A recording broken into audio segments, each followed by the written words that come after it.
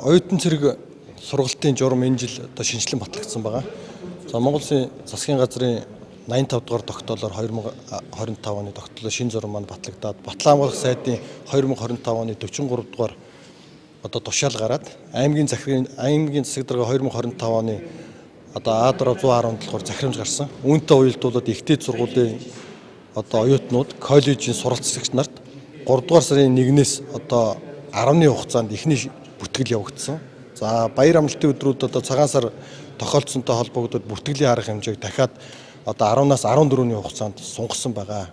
Ингээд оюутнууд маань одоо анхан шатны бүтгэлээ цэргийн штаб болон онлайнаар Mongolia-гаар хийлгэсэн байгаа. Ингээд шалгуур шаардлагыг ихэнхний анхан шатны шалгуурыг хангасан оюутан суралцагчид маань эрүүл мэндийн үзлэгт хамрагдсан. За эрүүл мэндийн үзлэгт хамрагдаад эрүүл мэндийн үзлэгээр одоо шалгуур шаардлагыг хангасан бүрэлдэхүүнээс одоо биеийн тамирын шалгалтыг одоо авдаг байгаа. Ингээд биеийн тамирын шалгалтыг бол бие бэлтрийн одоо стандартын дагуу за гар дээр сунаалт, гидсний таталт за мөн одоо 100,000 гэсэн үзүүлэлтүүд одоо бие бэлтрийн шалгуур үзүүлэлтийг авах байгаа. Ингээд энэ шалгуур үзүүлэлтийг хангасан оюутнуудаа тэнцсэн тооцоод одоо Батлан хамгаалах яам руу одоо шалгалтын материалыг явуулаад ингээд баталгаажуулснараа одоо оюутан цэрэгт одоо алба хаах, цэргийн мэргэжил олох шатанд одоо орох эрх нь үүсдэг байгаа.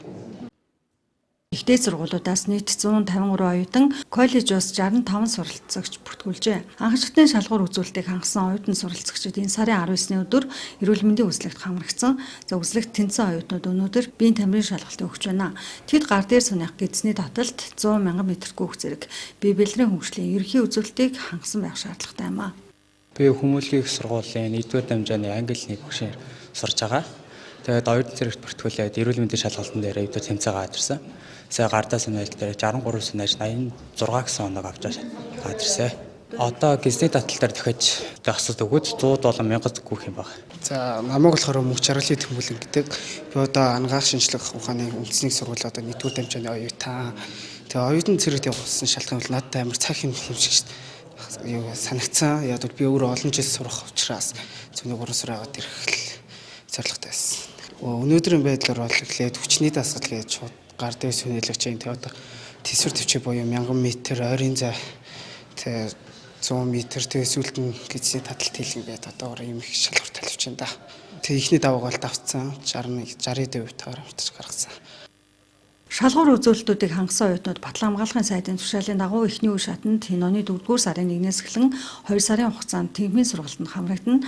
6-р сарын 1-ээс 2-р үе шатны сургалт буюу хээрийн бэлтгэл сургалтанд 2 сар хамрагдах юм а.